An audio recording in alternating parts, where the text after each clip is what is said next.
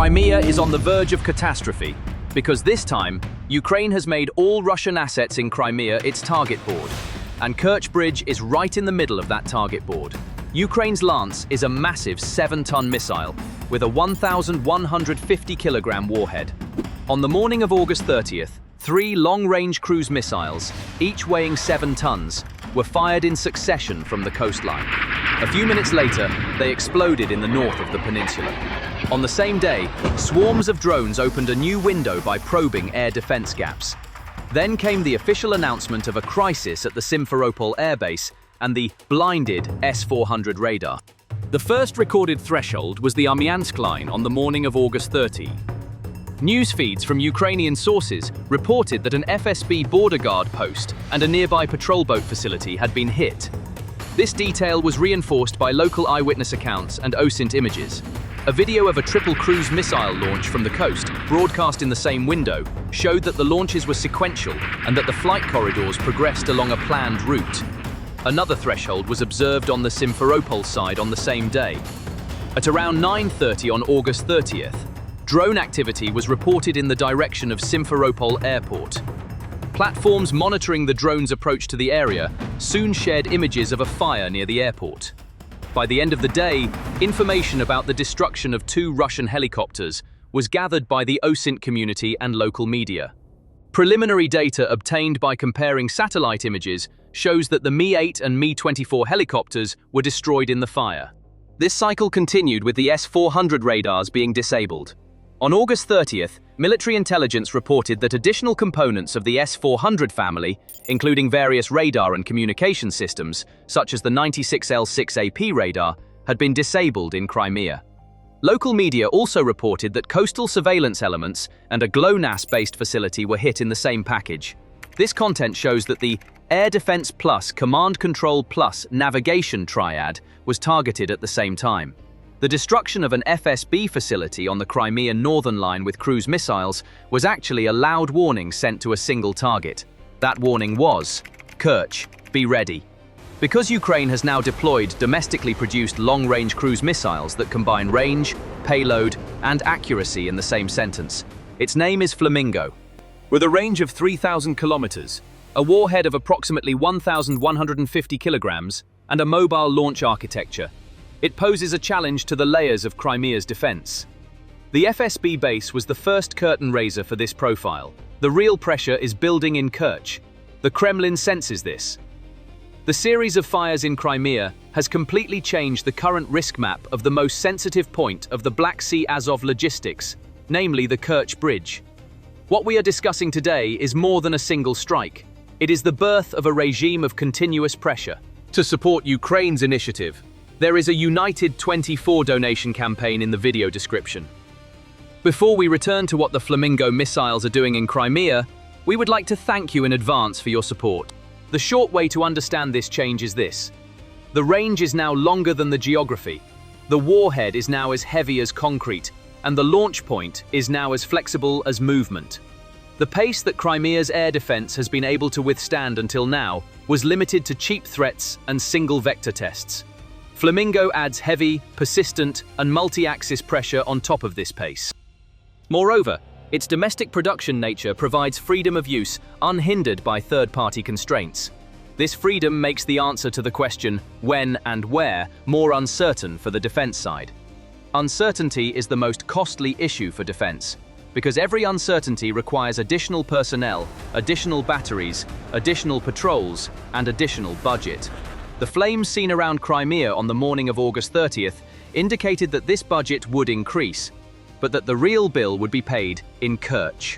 The strike on the FSB facility in North Crimea and the accompanying naval element showed that a technical window had opened. The burning of helicopters parked in Simferopol during the same time window was another sign of temporary blind spots in the air picture.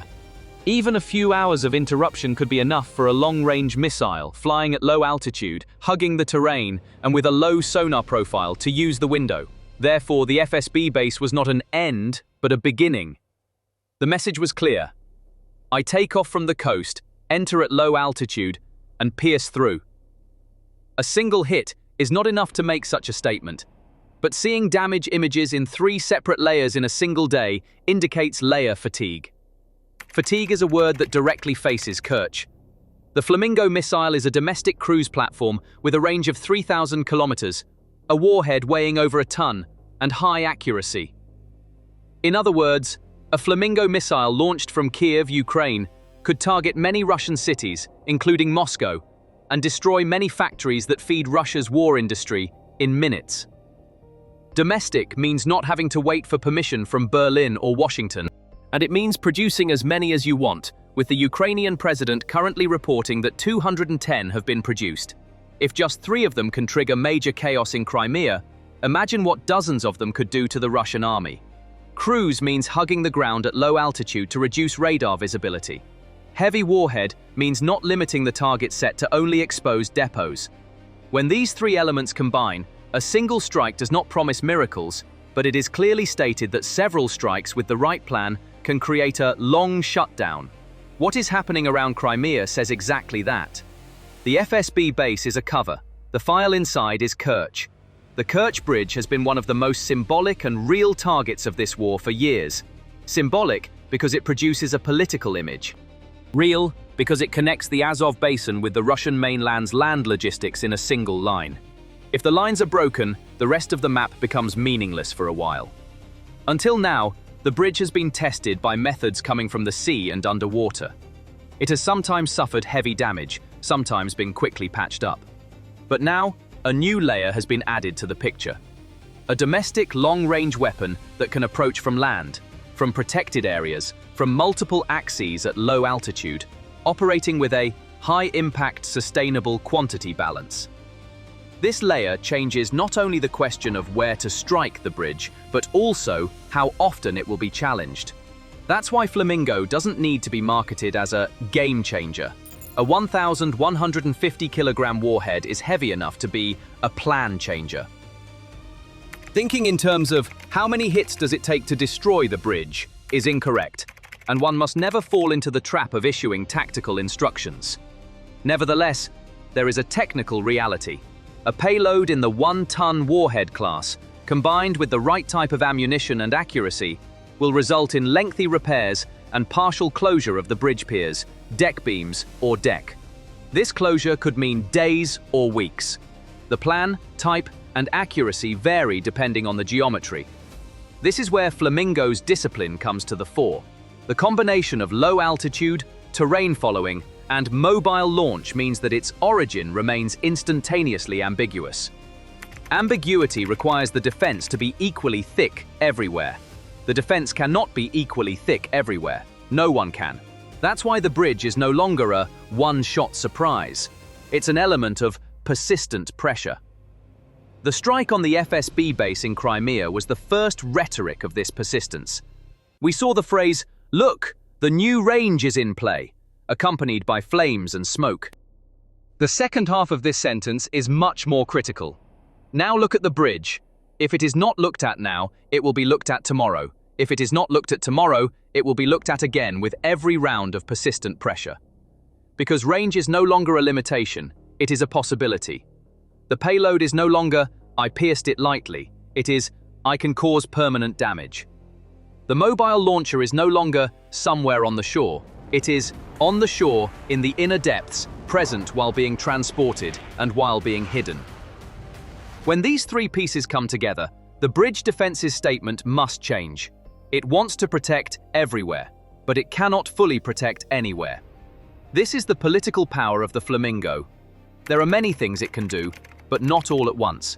First, physical hardening and deception around the bridge. Second, densifying the low-altitude radar network and increasing the number of short-range interceptors. Third, intensifying electronic jamming. Fourth, moving command centers to more dispersed and deeper locations. Fifth, accelerating reconnaissance attack cycles aimed at hunting down launch points. Yes, all of these are technically possible, but each is expensive, each requires trained personnel, and each requires spare parts and maintenance cycles. All of these, when combined, reduce the risk, but they do not eliminate it. And they cannot all be done at the same time.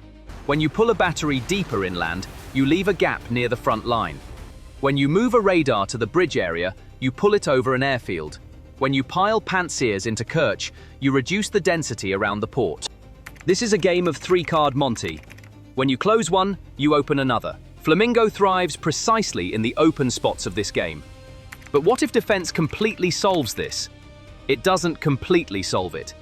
Even the world's thickest air defenses cannot achieve zero leakage against low altitude, multi-axis, and salvo combinations, especially when the striking instrument is portable and used with cheap threats. Recent events on the Crimean front already show that the layers are fatigued and blind spots are forming at short intervals. Helicopter fires, radar and communication losses, the fire at the FSB facility.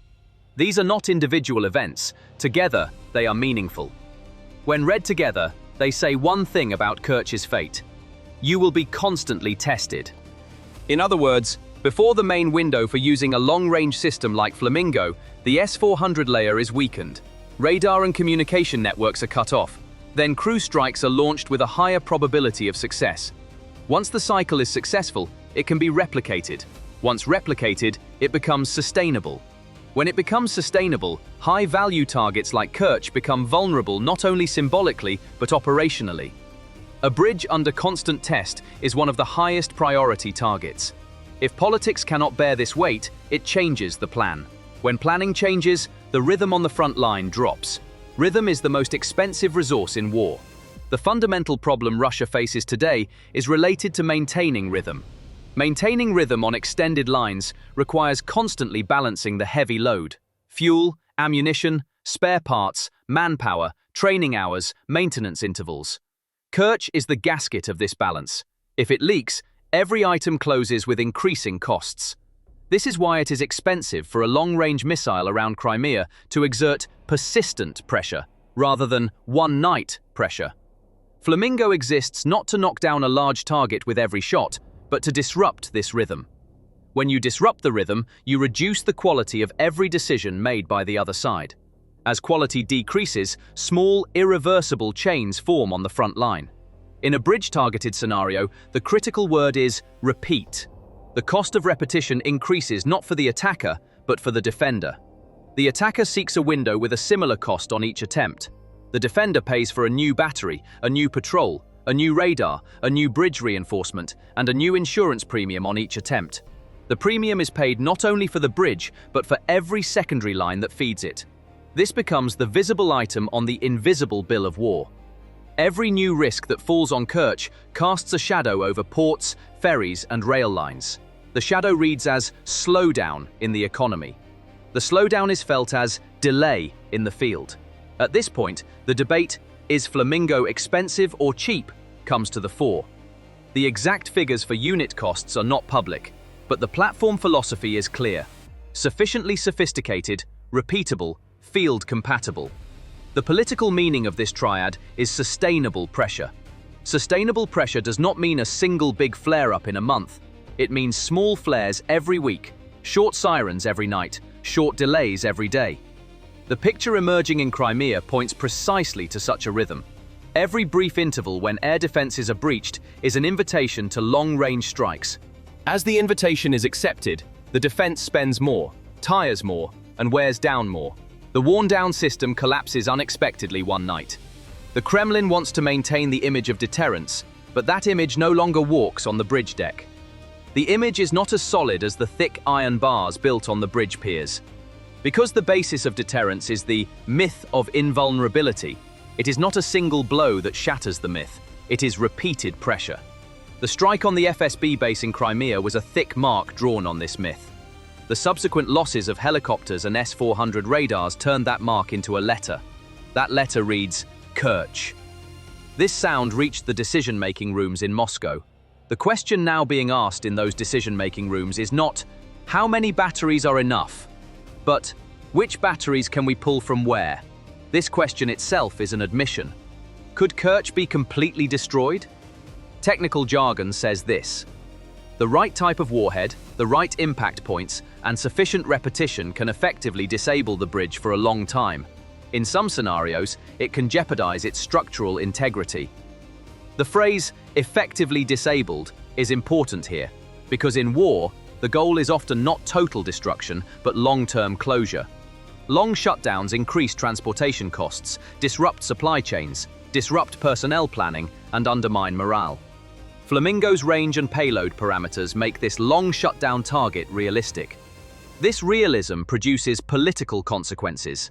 Defense starts talking about how much rather than why. What about international pressure?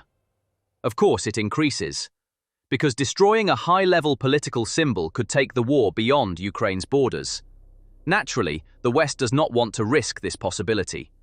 But this pressure does not eliminate the range and payload Ukraine has created, and Ukraine's bargaining window becomes more visible. When the curtain rises, other targets are mentioned along with the bridge. It is unnecessary to name them, but when words like fuel, command, and communication appear side by side, everyone understands which points have entered the risk pool. The voices mocking Flamingo's pink story may be leaning on the emotional fatigue of war. But the metal on the ground speaks the language of physical value, not mockery. When range mathematics, warhead physics, and launch architecture come together, what emerges is not a joke, but reality. Reality is the burning of the FSB facility. Reality is the burning of helicopters. Reality is the failure of radar and communication elements. And the sum of these realities makes the bridge more fragile than ever. Fragility grows not with a single blow, but with persistent pressure. Is Crimea's defense now under a new penetration regime? Yes, because in one day we saw damage in 3 different areas, and in the same week the loss of critical nodes in the air defense network was announced. This was the first week of the penetration regime. As this regime continues, the pressure line on the bridge thickens. Day or night, but every day and every night, part of the defense's attention is locked on the bridge. If Kerch closes overnight, what happens to the front? The answer is not measured in kilometers alone. Decision quality declines. Routes diversify, protection strips are thickened, loads are transferred, ferry and ship alternatives exceed capacity, and railway plans are rewritten. All this is done, but at a cost. The cost is delay. Delays are not visible line by line on the front, but they accumulate in soldiers, fuel, spare parts, ammunition, and food items, eventually manifesting as a significant gap in a single day. This is the strategic impact of the Flamingo. It increases the likelihood of this gap day by day. What happened in Crimea this week can be summarized in a single message: immunity is over. This sentence is constructed not for grandstanding, but for planning. The first step in planning is, Kerch will be tested again and again. The second step, defense will become more expensive with each test. The third step, at some point, politics will lose the balance between cost and image. The fourth step, the momentum will shift in favor of the striking side.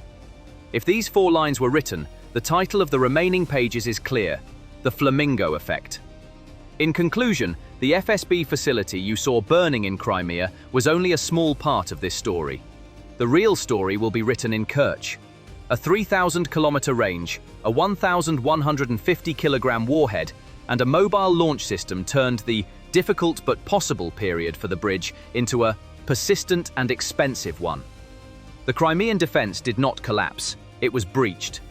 Even if the breach is closed, it will reopen. Because the striking side now has tempo, not just a one-off show. This tempo is what the defense hates most. Tempo shortens the decision time, increases the margin of error, and disrupts the rhythm. And whoever disrupts the rhythm sets the agenda. Kerch is at the top of today's agenda. This line is becoming bolder rather than fading. Because this time, the message was written not for a single day, but for many days. Now let's record the question in its clearest form. Can Ukraine now easily target Crimea, and Kerch in particular? Yes, because range is not an obstacle. Yes, because the warhead is heavy enough to create a kill zone, and mobile launchers create unpredictability. Furthermore, fatigue in air defense leaves blind spots at short intervals. Now, persistent pressure is accelerating the transformation of the bridge from a symbol to a weak link. The strike on the FSB base was merely a preview. The curtain is now rising on Kerch. Thank you for watching.